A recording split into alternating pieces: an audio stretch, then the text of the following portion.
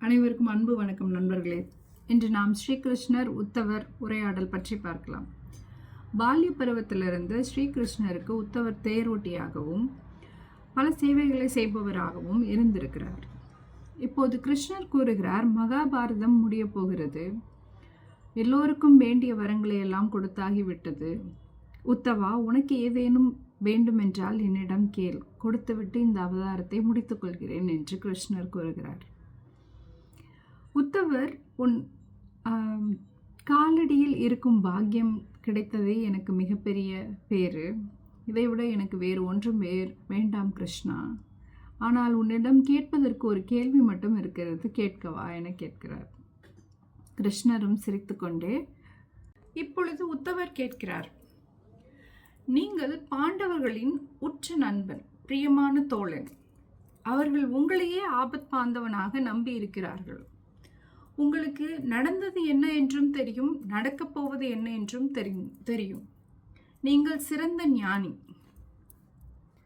சற்று முன் உண்மையான தோழனுக்கான விளக்கத்தை கூறினீர்கள். ஆனால் நீங்கள் அவ்வாறு நடந்து கொண்டீர்களா? தர்மராஜன் யுதிஷ்டிரன் சூதாட்டம் ஆடுவதிலிருந்து ஏன் தடுக்கவில்லை?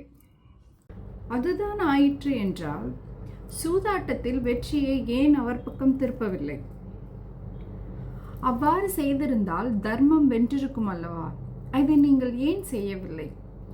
எந்த ஆட்டத்தில் தர்மன் தன் சொத்து, வீடு, செல்வம் அனைத்தையும் தொலைத்தாரோ அப்போதாவது அவரை சூதாட்டத்திலிருந்து தடுத்திருக்கலாம்.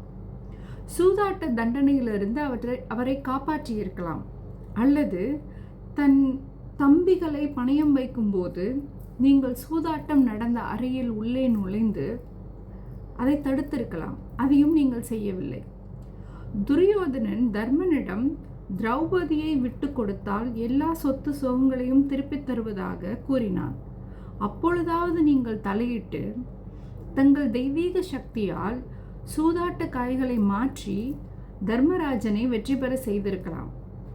திரௌபதியின் மானபங்க காட்சிக்கு பிறகே நீங்கள் தலையிட்டீர்கள். ஆடைகள் கொடுத்து அவள் மானத்தை காப்பாற்றியதாக பெருமைப்படுகிறீர்கள். பலர் முன்னிலையில் ஒரு ஆண்மகனால் இழுத்து வரப்பட்டு மானபங்கம் செய்ய துணிந்த போது அமைதி காத்தீர்கள். இதற்கு மேல் ஒரு பெண்ணிற்கு என்ன அவமானம் வேண்டும்?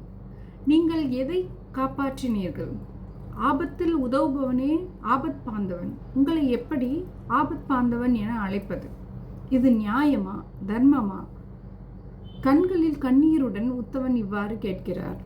பாரதம் படித்த நம் எல்லோர் மனதிலும் இது போன்ற கேள்விகள் எழக்கூடும். அவை உத்தவன் வாயிலாக கிருஷ்ணனிடம் கேட்கப்பட்டவை.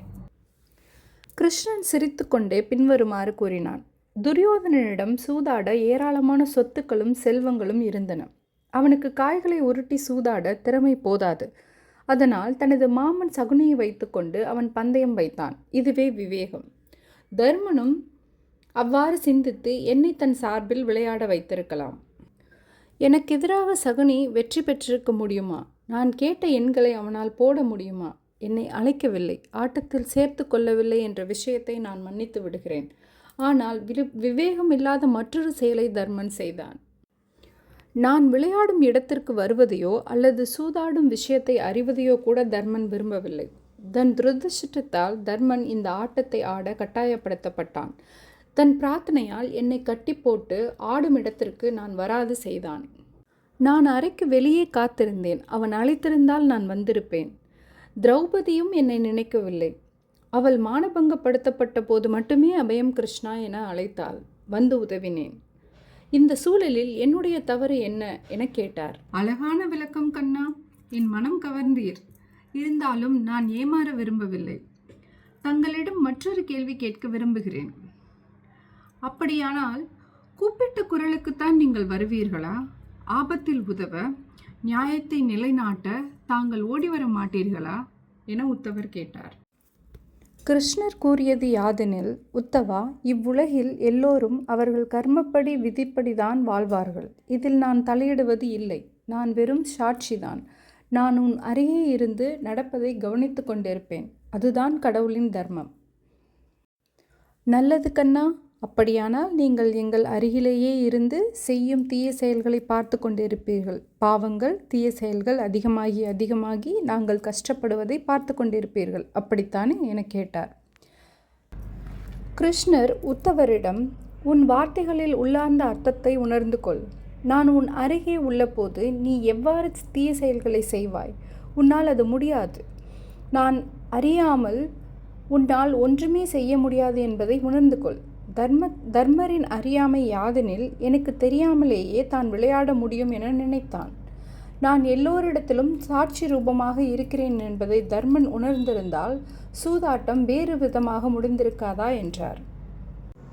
இதை கேட்ட உத்தவர் பக்தி வெள்ளத்தில் மூழ்கி பேரானந்தம் அனுபவித்தார். எத்தகைய தத்துவம், உள்ளார்ந்த உண்மை!